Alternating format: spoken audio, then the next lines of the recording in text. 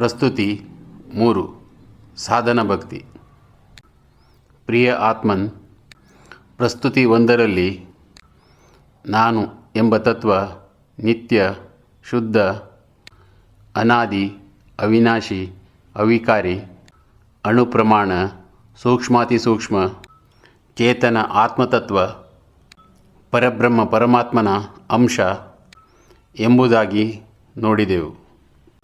ಪ್ರಸ್ತುತಿ 2ರಲ್ಲಿ ಮನುಷ್ಯ ಜನ್ಮದ ಏಕೈಕ ಲಕ್ಷ್ಯ ಭಗವತ್ ಪ್ರಾಪ್ತಿ ಅಥವಾ ದಿವ್ಯಾನಂದ ಪ್ರಾಪ್ತಿ ಎಂಬುದಾಗಿ ಶಾಸ್ತ್ರಗಳಲ್ಲಿ ಹೇಳಿರುವುದನ್ನು ನೋಡಿದೆವು. ಈ ಪ್ರಸ್ತುತಿಯಲ್ಲಿ ಭಗವದಾನಂದ ಅಥವಾ ದಿವ್ಯಾನಂದ ಅಥವಾ ಪ್ರೇಮಾನಂದ ಹೇಗೆ ಪ್ರಾಪ್ತಿ ಮಾಡಿಕೊಳ್ಳಬೇಕು ಎಂದು ನಮ್ಮ ಶಾಸ್ತ್ರಗಳಲ್ಲಿ ಹೇಳಿರುವುದನ್ನು ನೋಡೋಣ. ಮನುಷ್ಯನಿಗೆ ಮಾಯೆಯಿಂದ ನಿವೃತ್ತನಾಗಲು ಮತ್ತು ಭಗವದಾನಂದ ಪ್ರಾಪ್ತಿ ಮಾಡಿಕೊಳ್ಳಲು ವೈದಿಕ ಸನಾತನ ಧರ್ಮದಲ್ಲಿ ವಿವಿಧ ಮಾರ್ಗಗಳನ್ನು ತಿಳಿಸಲಾಗಿದೆ. ಈ ಮಾರ್ಗಗಳ ಪೈಕಿ ಪ್ರಮುಖವಾದ ಮಾರ್ಗಗಳೆಂದರೆ ಜ್ಞಾನ ಮಾರ್ಗ, ನಿಷ್ಕಾಮ ಕರ್ಮ ಮಾರ್ಗ, ಅಷ್ಟಾಂಗ ಯೋಗ ಮಾರ್ಗ ಮತ್ತು ಭಕ್ತಿ ಮಾರ್ಗ. ಈ ಮಾರ್ಗಗಳ ಪೈಕಿ ಪ್ರತಿಯೊಬ್ಬ ಮನುಷ್ಯನೂ ಕೂಡ ತನ್ನ ಜೀವನದಲ್ಲಿ ಅಳವಡಿಸಿಕೊಳ್ಳಬಹುದಾದ ಮಾರ್ಗವೆಂದರೆ ಭಕ್ತಿ ಮಾರ್ಗ. ಏಕೆಂದರೆ ಭಕ್ತಿ ಮಾರ್ಗವು ಸರಳವೂ ಆಗಿದೆ ಮತ್ತು ಶ್ರೇಷ್ಠವೂ ಆಗಿದೆ. ಪ್ರಕೃತಿಯ ಗುಣಗಳಿಗೆ ಅನುಸಾರವಾಗಿ 3 ಬಗೆಯ ಭಕ್ತರನ್ನು ಕಾಣಬಹುದು. ಈ 3 ಬಗೆಯ ಭಕ್ತರು ಯಾರೆಂದರೆ ತಾಮಸಿಕ ಭಕ್ತರು, ರಾಜಸಿಕ ಭಕ್ತರು ಮತ್ತು ಸಾತ್ವಿಕ ಭಕ್ತರು.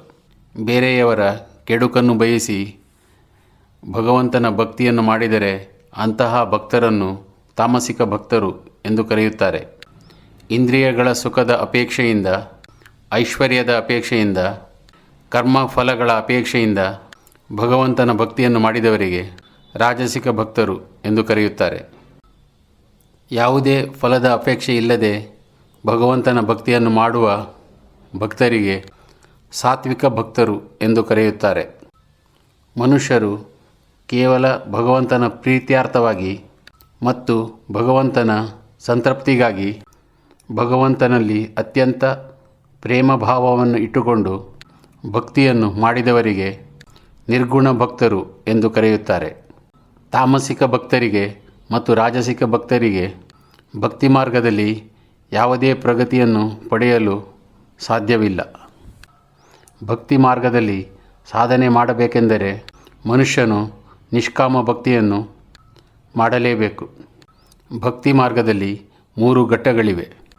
ಮೊದಲನೆಯದ್ದು ಸಾಧನ ಭಕ್ತಿ, 2ನೆಯದ್ದು ಭಾವಭಕ್ತಿ, 3ನೆಯದ್ದು ಪ್ರೇಮಭಕ್ತಿ. ಮನುಷ್ಯನು ಭಗವತ್ ಪ್ರಾಪ್ತಿಗಾಗಿ ಜ್ಞಾನ ಮಾರ್ಗ, ನಿಷ್ಕಾಮ ಕರ್ಮ ಮಾರ್ಗ, ಅಷ್ಟಾಂಗ ಯೋಗ ಮಾರ್ಗ ಮತ್ತು ಭಕ್ತಿ ಮಾರ್ಗ ಇವುಗಳಲ್ಲಿ ಯಾವುದೇ ಮಾರ್ಗವನ್ನು ಭಗವತ್ ಪ್ರಾಪ್ತಿಗಾಗಿ ಆಚರಿಸಿದರೂ ಭಗವಂತನ ವಿಶೇಷ ಕೃಪೆಯಿಲ್ಲದೆ ಯಾವುದೇ ಮಾರ್ಗದಿಂದಲೂ ಭಗವತ್ ಪ್ರಾಪ್ತಿಯನ್ನು ಮಾಡಿಕೊಳ್ಳಲು ಸಾಧ್ಯವಾಗುವುದಿಲ್ಲ. ಭಗವತ್ ಪ್ರಾಪ್ತಿ ಮಾಡಿಕೊಳ್ಳಲು ಅಪೇಕ್ಷೆ ಇರುವಂತಹ ಮನುಷ್ಯನು ಭಗವತ್ ಕೃಪೆಯನ್ನು ಪ್ರಾಪ್ತಿ ಮಾಡಿಕೊಳ್ಳಲೇಬೇಕು. ಭಗವತ್ ಕೃಪೆಯನ್ನು ಪ್ರಾಪ್ತಿ ಮಾಡಿಕೊಳ್ಳಲು ಏಕೈಕ ಮಾರ್ಗವೆಂದರೆ ತನ್ನ ಅಂತಃಕರಣವನ್ನು ಶುದ್ಧಿ ಮಾಡಿಕೊಳ್ಳುವುದು. ಮನುಷ್ಯನ ಅಂತಃಕರಣವು ಅನಾದಿ ಕರ್ಮಗಳ ಕಾರಣ ಕಾಮ, ಕ್ರೋಧ, ಲೋಭ, ಮೋಹ, ಮದ, ಮಾತ್ಸರ್ಯ, ರಾಗ, ದ್ವೇಷ, ಆಸಕ್ತಿ, ಅಭಿಮಾನ ಇತ್ಯಾದಿ ಕಶ್ಮಲಗಳಿಂದ ತುಂಬಿ ಹೋಗಿದೆ. ಈ ಎಲ್ಲ ಕಶ್ಮಲಗಳನ್ನು ತೆಗೆದುಹಾಕಿ ಅಂತಃಕರಣವನ್ನು ಶುದ್ಧಗೊಳಿಸಬೇಕು. ಅಂತಃಕರಣದ ಶುದ್ಧಿಯನ್ನು ಸದ್ಗುರುಗಳಾಗಲಿ ಭಗವಂತನಾಗಲಿ ಮಾಡಿಕೊಡುವುದಿಲ್ಲ. ಅನಾದಿ ಕಾಲದಿಂದಲೂ ಆತ್ಮ ಮತ್ತು ಪರಮಾತ್ಮ ಜೊತೆಗೇ ಇದ್ದಾರೆ. ಆತ್ಮ ಮತ್ತು ಪರಮಾತ್ಮರಿಗೆ ನಿತ್ಯ ಸಂಬಂಧವಿದೆ. ಪರಮಾತ್ಮನು ಅಂಶಿಯಾಗಿದ್ದಾನೆ, ಆತ್ಮನು ಪರಮಾತ್ಮನ ಅಂಶನಾಗಿದ್ದಾನೆ. ಆತ್ಮ ಮತ್ತು ಪರಮಾತ್ಮರಿಗೆ ಸಾಜಾತ್ಯ ಸಂಬಂಧವೂ ಇದೆ. ಎಂದರೆ ಇಬ್ಬರೂ ಒಂದೇ ಜಾತಿಗೆ ಸೇರಿದವರಾಗಿರುತ್ತಾರೆ. ಆತ್ಮ ಮತ್ತು ಪರಮಾತ್ಮ ಇಬ್ಬರೂ ಚೇತನ ತತ್ವರಾಗಿದ್ದಾರೆ. ಆತ್ಮ ಮತ್ತು ಪರಮಾತ್ಮರಿಗೆ ಸಾದೃಶ್ಯ ಸಂಬಂಧವೂ ಇದೆ. ಎಂದರೆ ಇಬ್ಬರೂ ಒಂದೇ ಜಾಗದಲ್ಲಿ ವಾಸಿಸುತ್ತಾರೆ. ಆತ್ಮ ಮತ್ತು ಪರಮಾತ್ಮರಿಗೆ ಅನಾದಿ ಸಖ್ಯ ಸಂಬಂಧವೂ ಇದೆ.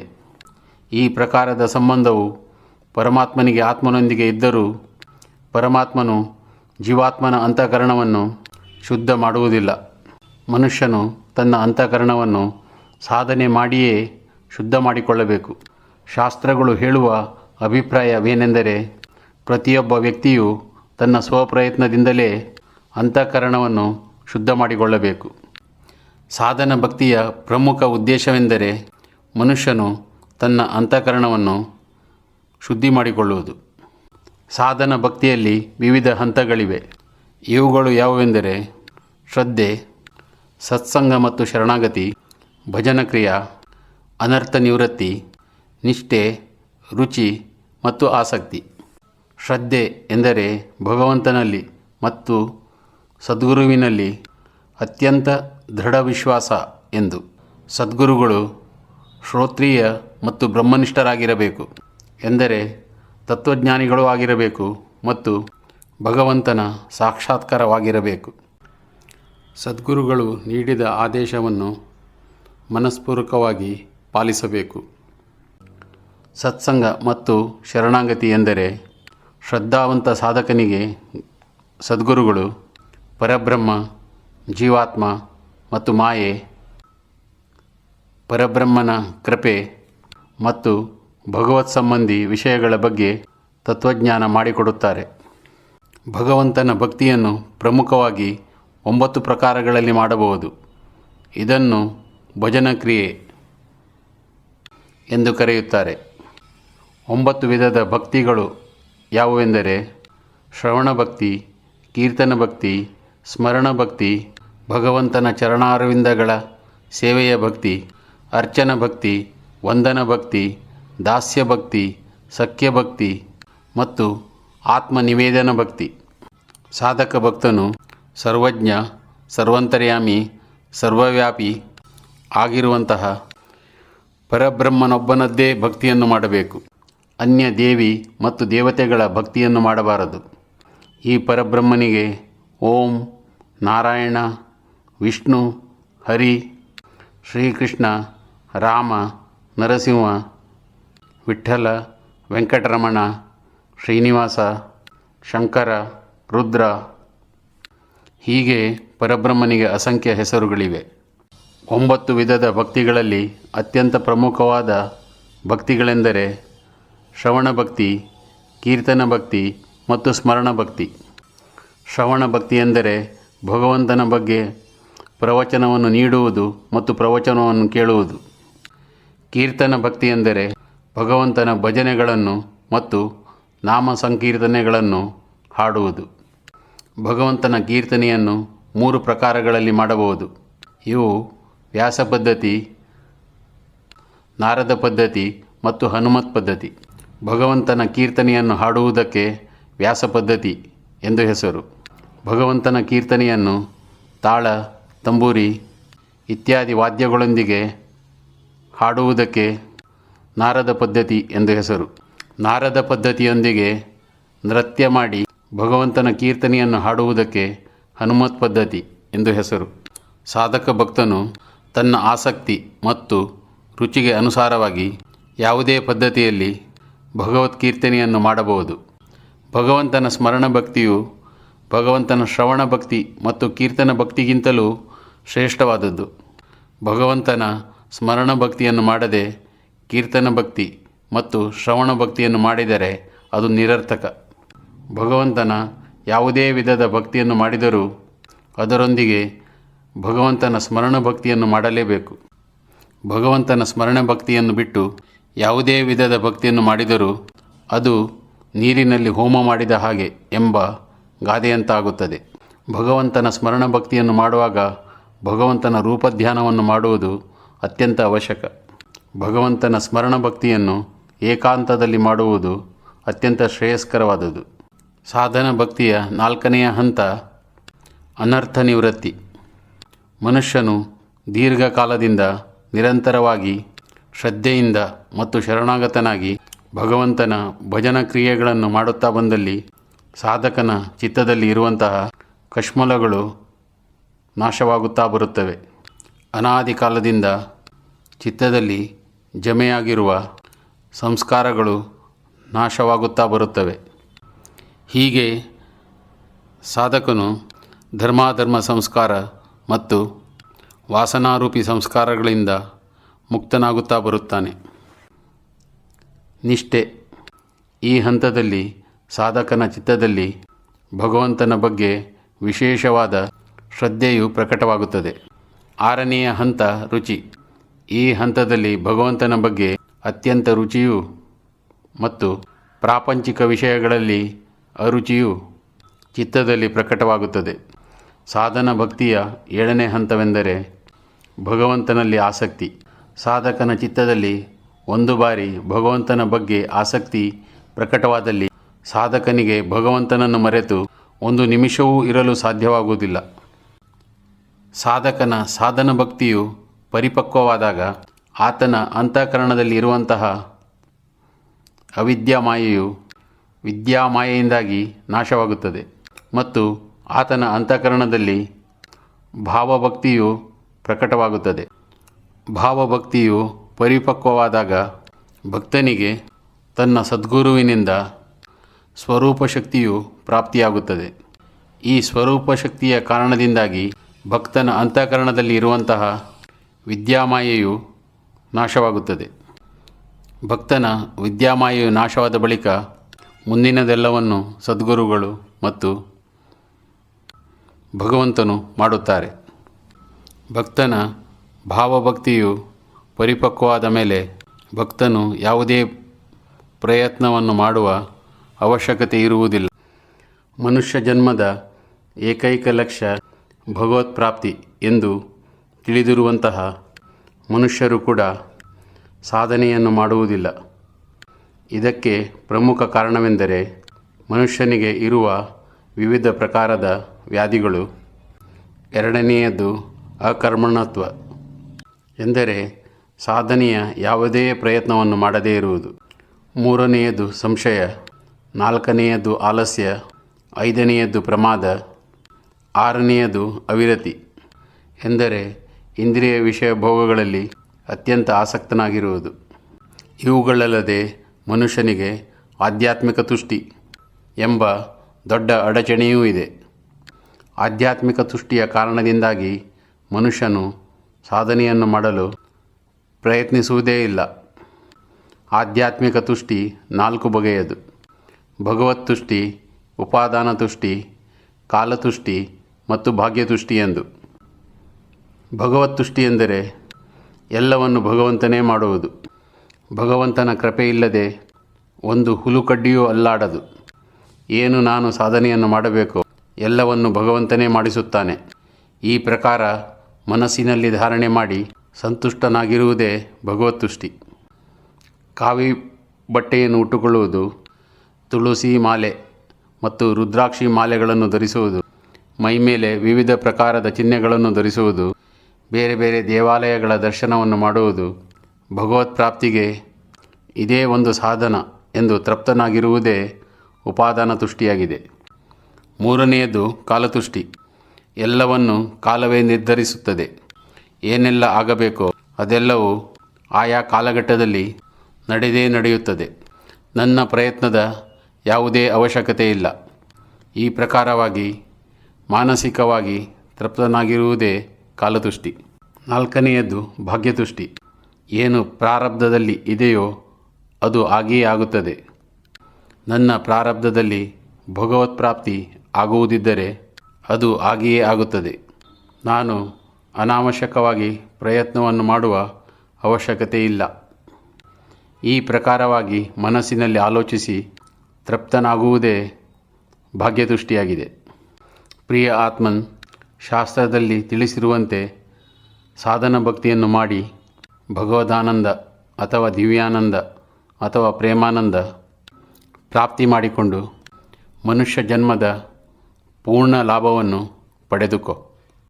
ಈ ಪ್ರಸ್ತುತಿಗೆ ಇಲ್ಲಿಯೇ ವಿರಾಮ ನೀಡುತ್ತಿದ್ದೇನೆ. ಹರೇ ಕೃಷ್ಣ ಹರೇ ಕೃಷ್ಣ ಹರೇ ಕೃಷ್ಣ. ಶ್ರೀ ಬ್ರಹ್ಮಾನಂದ ಇವರು ರಚಿಸಿರುವ ಶ್ರೀ ಪಂಡಿತ್ ಭೀಮ್ಸೆನ್ ಜೋಶಿ ಇವರು ಹಾಡಿರುವ ಈ ಭಜನೆಯನ್ನು ಕೇಳಿ.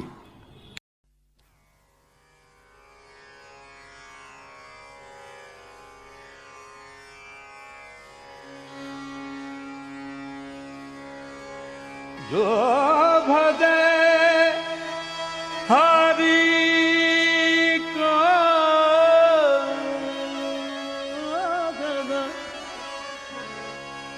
जो भजे हरि को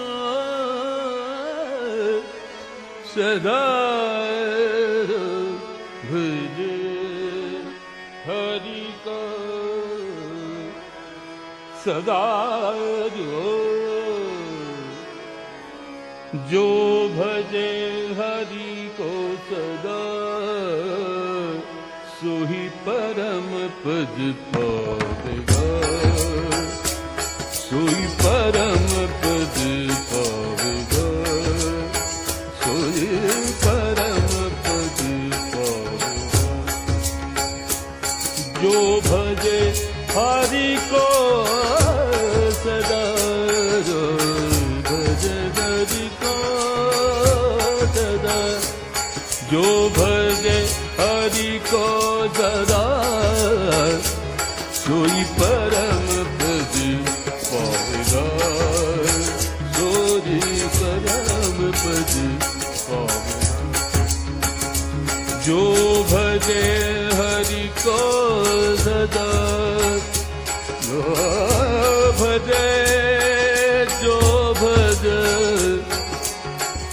हरि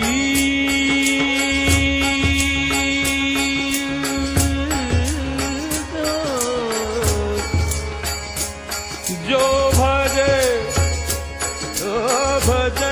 हरि को सदा सोई परम पद पावेगा, सोई परम पद पावेगा, सोई परम पद पावेगा।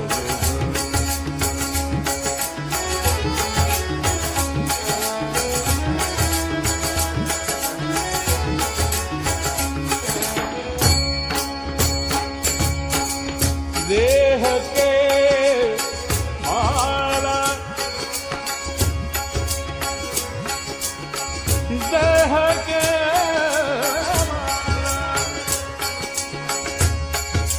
देह के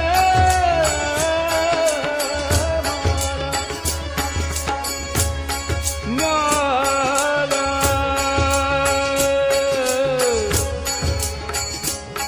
माला देह के माला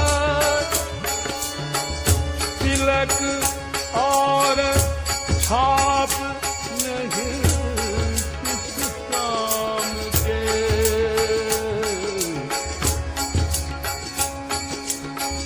देह के माला तिलक और छाप नहीं किस काम के। प्रेम भक्ति के बिना नहीं नाथ के मन भरा, सोई परम पद पावेगा, सोई परम पद पावेगा। जो भजे हरि को जो भजे हरि को सदा जो भजे हरि को सदा सोई परम पद पावेगा, सोई परम पद पावेगा।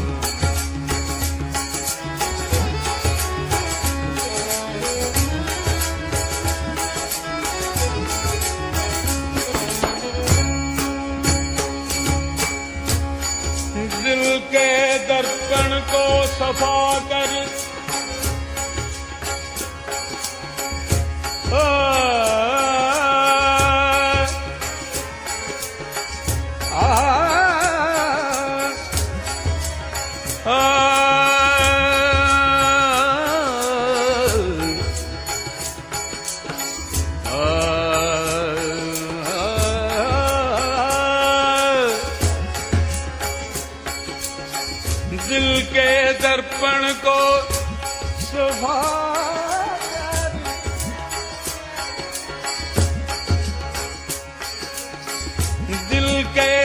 दर्पण को सफा कर, दूर कर अभिमान को, दूर कर अभिमान को। खाक हो खाक हो गुरु के कदम की, तो प्रभु मिल जाएगा। सोई परम पद पाएगा, सोई परम पद पाएगा।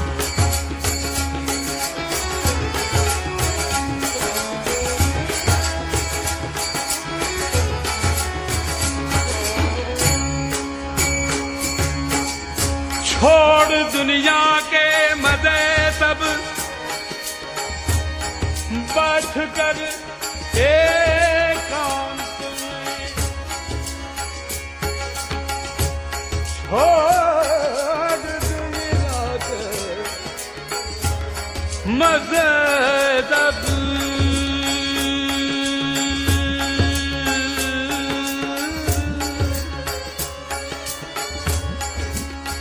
छोड़ दुनिया के मजे,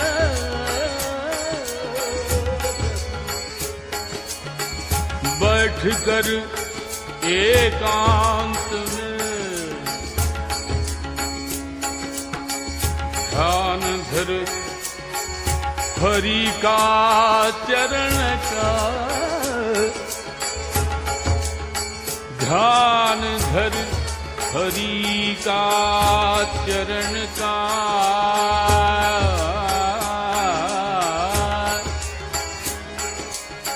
ध्यान धर हरि का चरण का।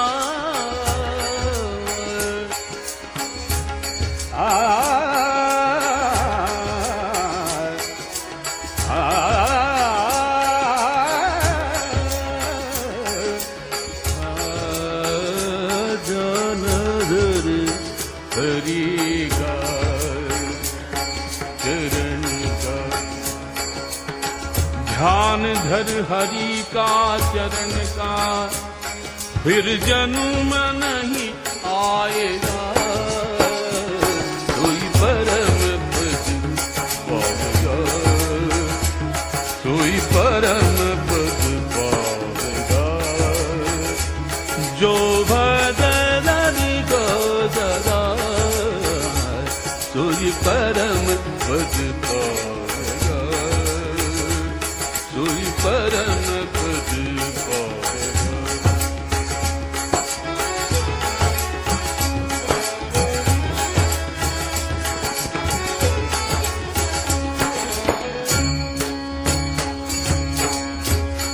दृढ़ भरोसा मन में करके, दृढ़ दृढ़ भरोसा मन में करके, मन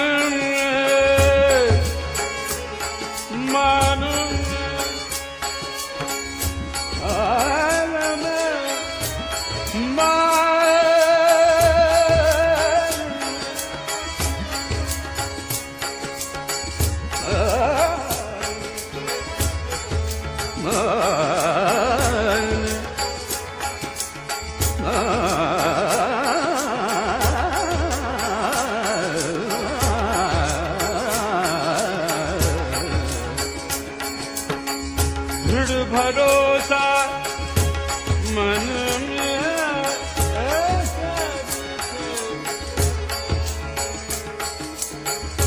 मन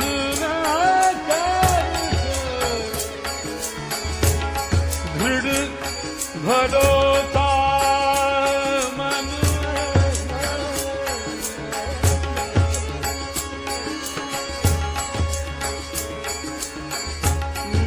में,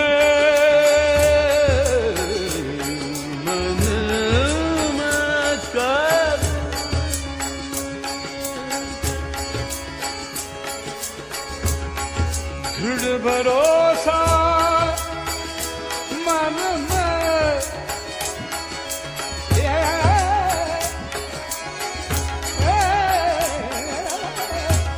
मन में करके दृढ़ भरोसा मन में करके जो जपे हरि नाम को हरि नाम को हरि नाम को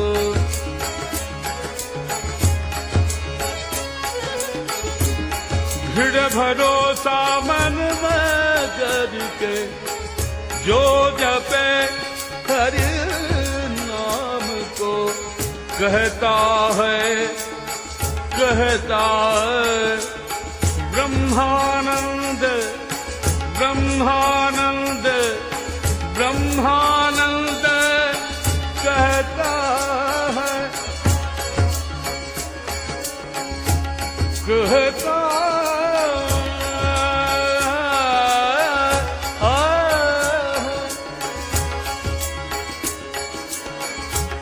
है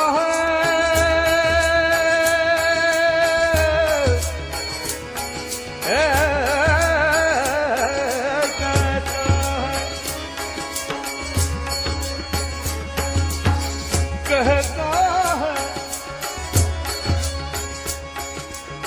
ब्रह्मानंद कहता है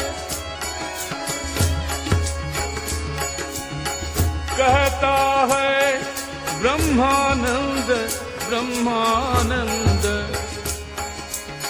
बीच समाएगा जो ही परम पद पावेगा जो भजे हरि को